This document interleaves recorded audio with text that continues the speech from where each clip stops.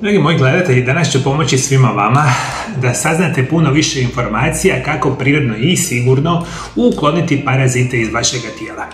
U današnjoj emisiji ćete saznati što su zapravo paraziti, koji su glavni simptomi da imate parazite, što nikako ne smijete raditi i zapravo kakav način života potencira puno goru situaciju vezani sa parazitima, a u drugom dijelu emisiji ću vam preporučiti izvanrednu biljku i na kraju ću vam dati jedan specijalni čaj od ove biljke koju konzumirate ukoliko imate problema sa parazitima. Kako ćete znati da imate parazita u tijelu? Prvi jasni simptomi su probavne poteškoće, poput proljeva, zatvora, nadutosti. Bolovi i grčevi u stomaku su česta pojava. Dehidracija, nenamjerno mršavljenje i otečeni limfni čvorovi su česti simptomi parazita u tijelu. Paraziti mogu uzrokovati nesanicu i probleme sa mozgom. Što to znači prije svega? Dakle, imate problema sa parazitima u tijelu, on itekako vam može djelovati na funkcioniranje mozga. Što konkretno znači infekcija parazitom, djeluje na vas da imate nešto što se naziva moždana magla. Dakle, smanjena sposobnost koncentracije, smanjena sposobnost pamćenja, učenja, može itekako biti simptom da u vašem tijelu se nalazi sami parazit. Ono što možemo reći, ostali paraziti mogu uzrokovati stalnu glad ili anemiju. Jedan od opasnih simptoma su alergijske reakcije, crvenilo i svrbež kože. Paraziti dolaze u tijelo najčešće kao posljedica uboda ili ugreza zaraženog prijenosnika ili širenjem putem krvi zaražene osobe ili transfuzijom krvi.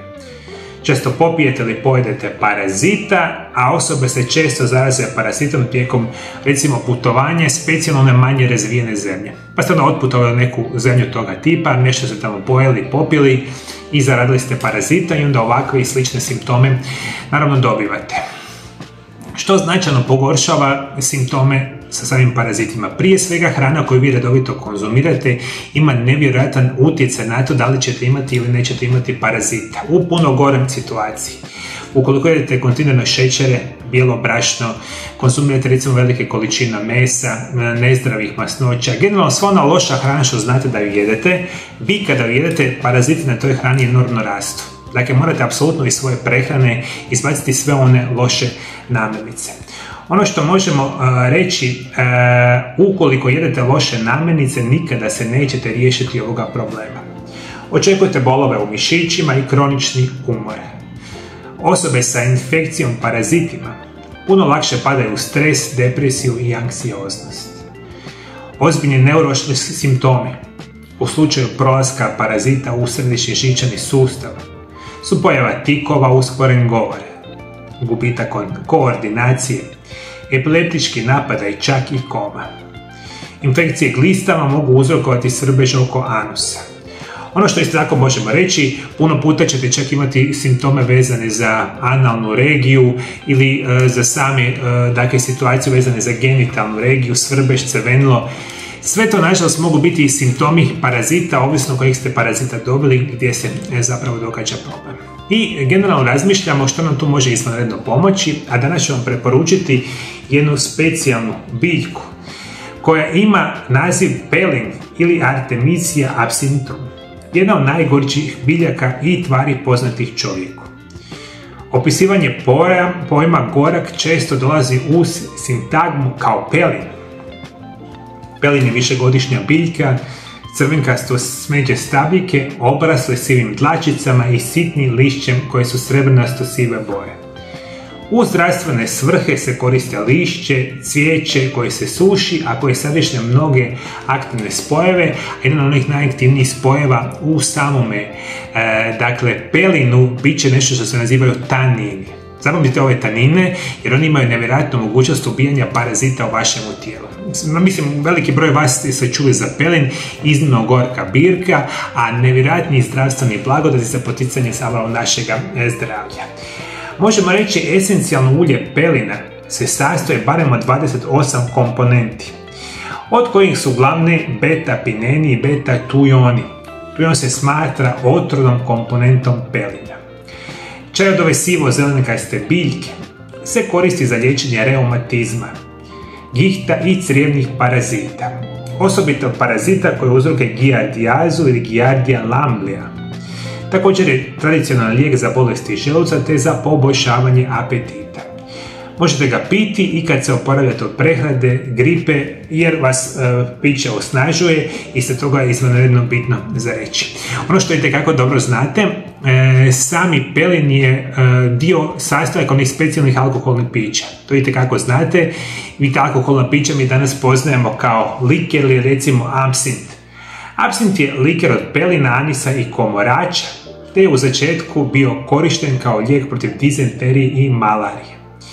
Osim ovih spomenutih svojstava, znanstvena istraživanja pokazuju da pelin ima antikancerogena svojstva, čak djeluje protiv nastanka anemije, nećete vjerovati, prirodno smanjuje, rekli smo, stres, depresiju, anksioznost i nevjerojatna je blagodat da će vam pomoći u prirodnom uspavljivanju.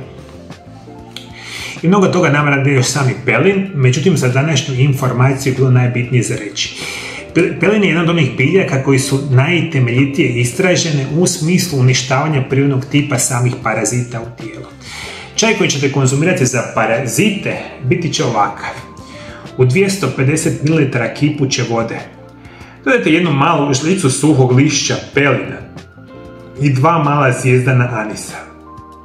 Poklopite posudu i ostavite neka odstoji 5 do 7 minuta. Sada čaj procijedite i popijte. Pijte ga 7 do 14 dana zaredom maksimalno. Prekomjerna upotreba nije preporučljiva. Kako je čaj jako gorak, možete ga praviti sa čajem od metvice ili možete dodati jednu malu žličicu meda. A čaj najbolje je piti recimo prije samoga jela.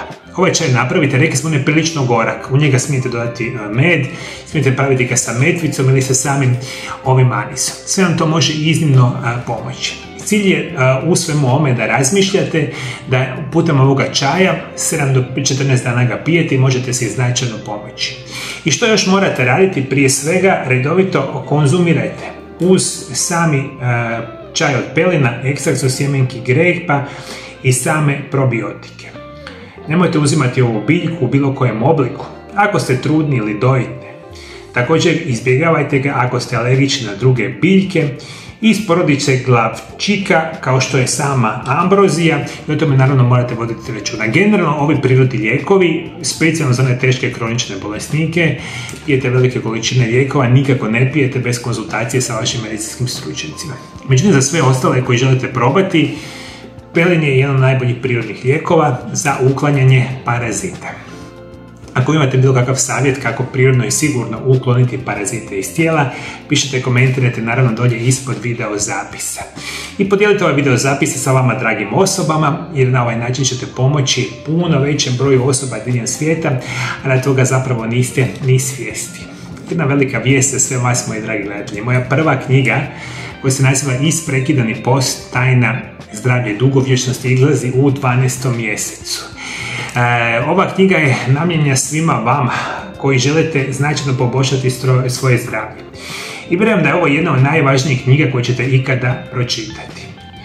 Prije svega izučavam i prakticiram isprekidani post preko 15 godina, osobno se nikad nisam bolje osjećao. Isprekidani post je temelj vašega zdravlja. U ovoj knjizi dubinski ulazim u sve informacije kako ga prakticirati, koji su najbolji načini zapravo uzimanja samoga isprekidanog posta. Pomogao je meni, pomogao velikom broju mojih pacijenata, milioni osoba diljem svijeta prakticiraju post. A u zadnjih 30 godina imamo nevjerojatan broj istraživanja koje pokazuju da je ovo nešto najzdravije što možemo zamisliti. Ova knjiga će biti dostupna uskoro, sve informacije ćete dobiti na mome YouTube kanalu pravodobno. Očekujem negdje u drugoj polovici 12. mjeseca da će knjiga biti dostupna. Biće dostupna na mojoj internetskoj stranici koja se naziva www.mariolab.eu. Na toj stranici ćete imati knjigu dostupljenu u e-knjigi, audio knjigi i naravno u tiskanoj verziji. Ova tiskana verzija će biti slana kao knjiga u zapravo cijeli svijet putem dostavnih službi, a vi ćete pravodobno biti obavješteni kad možete kupiti naravno ovu moju prvu knjigu.